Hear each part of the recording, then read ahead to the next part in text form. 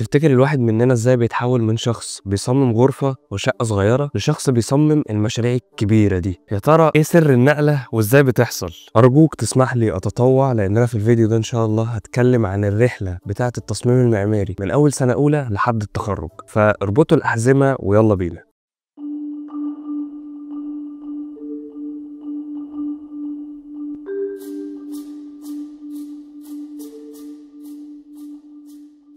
مساء الفل يا شباب. بجد بتبقى حاجه تضايق لما الواحد يبقى مش عارف الهدف من اللي هو بيعمله. يعني انت مثلا لو في احد مشاريعك في الكليه اتطلب منك تصمم مدرسه، هل ده معناه ان الهدف انك تتعلم ازاي تصمم مدرسه بس؟ طب ولو اتطلب منك تصمم مستشفى تقول لهم ما اعرفش ما خدتهاش؟ يا ابني ما هي نفس الفكره، الاتنين بتتعامل مع وحدات متكرره. وهو ده اللي احنا عايزين نقوله في فيديو النهارده، ان في كل مرحله من المراحل التعليميه بتاعتك في ماده التصميم المعماري انت بيبقى مطلوب منك تتعلم مع حاجات معينه. يعني هتبقى واخد مشروع، المشروع ده ايا كان الهدف منه تتعلم حاجه في التصميم هتتعامل بها في كل المشاريع المشابهه. وما تخافش، انت مش هتخرج من الكليه دي مش هيسيبوك تطلع الا وانت متعلم كل حاجه، الا بقى لو كنت من الناس اللي بتعمل المشاريع بره. خلينا كده نبدا واحده واحده بالتسلسل البسيط من الالف للياء. زي ما اتكلمت كده في الفيديو اللي فات بالظبط، انا بحب امشي بنظريه تفصيل بعد اجمال.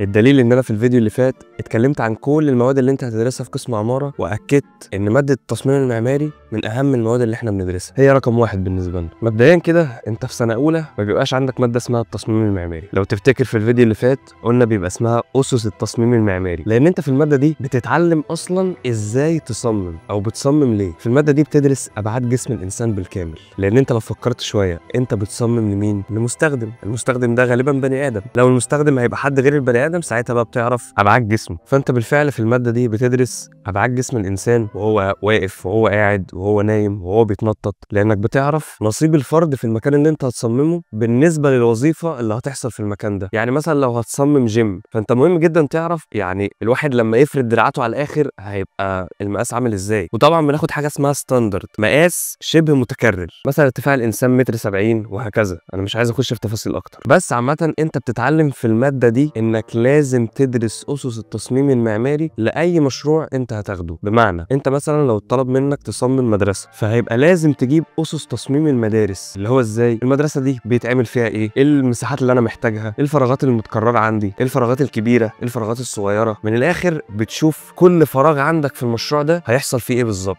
او ايه النشاط اللي هيتم فيه، سواء كان النشاط ده مذاكره، لعب، تمارين. وهو ده الهدف من اول ماده انت بتاخدها في الكليه. انت طبعا بتتعلم ازاي ترسم، الدكاتره بيطلبوا منك سكتشات قد كده، ده غير ان هم بيطلبوا منك تعمل رسم معماري بلان يعني للشقه اللي انت ساكن فيها. طب الهدف منهم ايه في الوقت ده؟ يعرفوك ان معظم الشقق اللي احنا قاعدين فيها اخطاء بالهبل، سواء كانت اخطاء في المقاسات او اخطاء في الارتفاعات او اخطاء حتى في التوجيه، تفاصيل كتير. انت اصلا مجرد ما بتخش هندسه قسم عماره انت بتبقى واحد غير كل اصحابك. مثلا انت لو دخلت مول، هم دخلوا المول بقى يفرحوا وينبسطوا ويلعبوا، انت دخلت المول عرفت ارتفاعه ايه، مقاسه ايه، الابعاد بتاعته ايه، في كم محل في المكان، في كم مدخل ومخرج. بتبقى جمعت شويه معلومات بمجرد بس انك دخلت وعملت كده، فنظرتك بتبقى مختلفة عن الناس كلها. وده اللي هيحصل لك من أول ترم ليك في الكلية. نظرتك للحياة هتختلف تماما، أنت مش هتبقى شايف مباني، أنت هتبقى شايف المبنى ده ارتفاعه قد ايه الماتيريالز اللي معمول منها المبنى ده، يا ترى المبنى ده توجهه ايه. ده في حاله ان المبنى ده اصلا اللي مصممه مهندس. انت لو بصيت على العماره ممكن تعرف لوحدك ان اللي مصمم العماره دي مش مهندس، ده مقاول عادي. وبالمناسبه بيعملوا حاجات حلوه ساعات، بس مفيش حاجه بتبقى الغلط بتاعها زيرو، استحاله. حتى انت كمهندس هتلاقي نفسك عندك نسبه غلط، ولكن انت بتحاول تقلل النسبه دي على قد ما تقدر لحد ما توصل للزيرو. رغينا كتير في نقطه اسس التصميم، بس انا قاصد لان هي دي اهم حاجه عندنا، لدرجه ان انا الفتره الجايه اصلا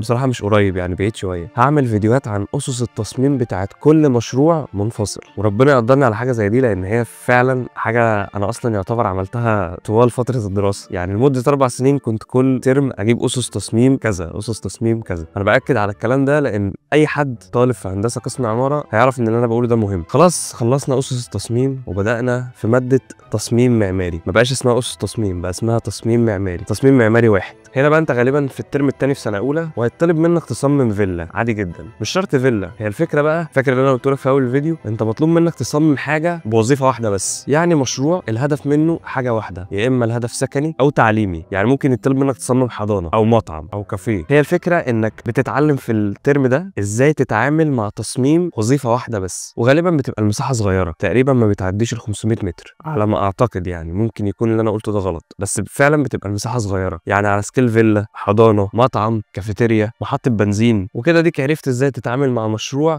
وحادي الوظيفه. تكبر بقى شويه تلاقي نفسك مطلوب منك تصمم مثلا مركز ثقافي او مبنى اداري، مبنى اداري صغير مش مبنى اداري كبير، او بنك. هنا بقى انت مطلوب منك تتعامل مع مشروع متعدد الوظائف بسكيل صغير شويه. يعني من الاخر هيبقى مطلوب منك مشروع شبه الحاجات اللي انا قلت لك عليها دي، مركز ثقافي، مكتبه، مبنى اداري، بنك. وطبعا مش قصدي بنك زي الفرع اللي هو في العماره بتاعتكم دي، لا انا قصدي مبنى بنك زي الحاجات اللي في التجمع. ارجو ان وانت بتتفرج على الفيديو تشارك معانا انت في سنه كام وانت وصلت لحد مشاريع ايه. يعني تقول لنا كده المشاريع اللي انت صممتها. كده انت درست تصميم معماري 2 وعرفت ازاي تتعامل مع مشروع متعدد الوظائف. تكبر بقى شويه غالبا في الترم اللي بعده على طول. خلي بالك انا بنقل لك تجربتي، يعني انا بحكي اللي حصل معايا، ممكن يكون الكلام ده حصل بشكل مختلف مع حد تاني، وكل الكلام ده انا عايز الناس تكتبه في التعليقات، ده لو الناس بتتفرج اصلا. بعد كده تطلع لتصميم معماري 3 وتعرف ازاي تتعامل مع مشروع برضه متعدد الوظائف بس بمساحات اكبر وبكونتور. كونتور يعني الارض مش مستويه. انت مثلا ممكن تاخد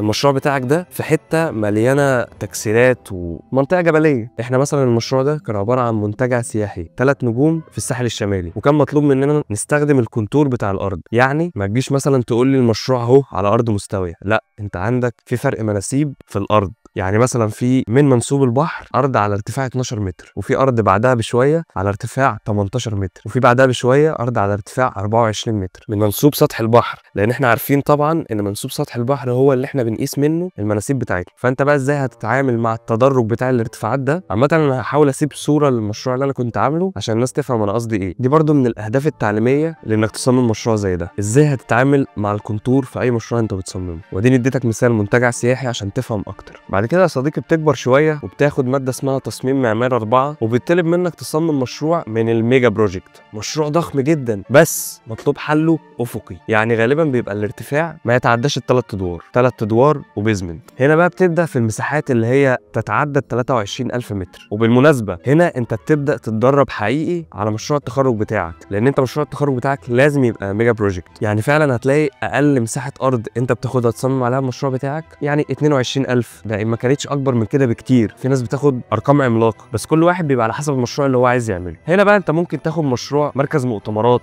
مطار، المهم مشروع يكون كبير جدا والحل بتاعه افقي، زي ما قلنا ما يتعداش ال3 ادوار. يعني ممكن 3 ادوار وبيزمنت وفي ميزانين. الكلام اللي انت مش فاهمه عديه، واحنا قريب ان شاء الله هنعمل فيديو عن المصطلحات المعماريه، انا موجد معاك على الاخر. بعد كده هتاخد تصميم معماري 5، وهنا نفس الفكره بالظبط، انت هتتعامل مع ميجا بروجكت بس حل رأسي. هنا بقى يا باشا انت هتبدا تصمم ابراج. الابراج دي ممكن تكون ابراج اداريه، ممكن تكون ابراج سكنيه عادي، المهم ان البرج يكون معدي ال20 دور. ممكن بقى يوصل لحد كام دور احنا لحد دلوقتي ما نعرفش، قدرتنا ممكن تجيبنا لايه. بس يقال ان في برج بيتصمم مش فاكر في الصين او في اليابان ارتفاعه وصل ل1000 متر، يعني حرفيا كيلو. بس طبعا هتلاقي الدكاتره مش بتقول لك صمم لي برج 60 دور، يعني مش هيقول لك صمم لي البرج الايقوني مثلا، لا هو هتلاقيه بيقول لك صمم برج عباره عن 22 دور او 20 دور. وهنا الهدف التعليمي انك ازاي تحل المشروع رأسي. هنا بقى بيبقى اللعب كله في ايه؟ في البطاريات. عدي الكلام اللي انت مش فاهمه دلوقتي واحنا هنتكلم عنه بالتفصيل بعدين. طبعا انت عمال تسأل هو كده فاضل ايه؟ احنا يعتبر اتعاملنا مع كل انواع المشاريع، فاضل اخر حاجه تصميم معماري 6. وهنا بقى انت بتتعامل مع ميكس، انت بتتعامل مع ميجا بروجكت في حل افقي وحل رأسي. يعني مشروع ممكن يبقى مركز حرفي كبير جدا وفي فندق في النص، او في برج اداري، او في الاثنين. وده المشروع فعلا اللي انا خدته في الكليه، كان مركز حرفي في فندق وبرج اداري. فانت كده اتعاملت مع ميجا بروجكت وعملت حل افقي ورأسي. طبعا بعد ما تكون خلصت كل انواع التصميم وتعاملت مع كل نوعيات المشاريع، هيطلب منك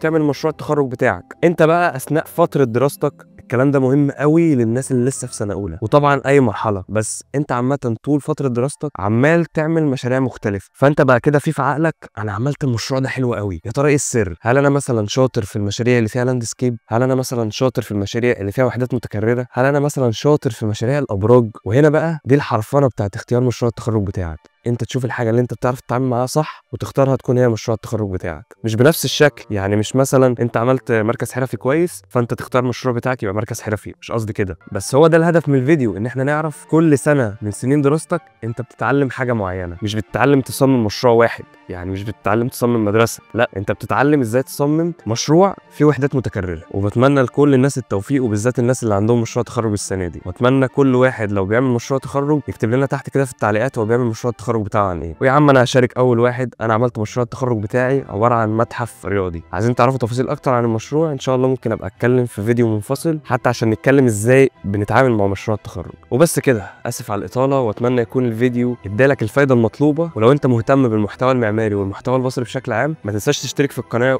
وتفعل زر الجرس عشان يوصلك كل الفيديوهات اللي جايه، وتعمل لايك وتشارك الفيديو ده مع كل اصحابك اللي في عماره. بس كده، شكرا جدا، سلام.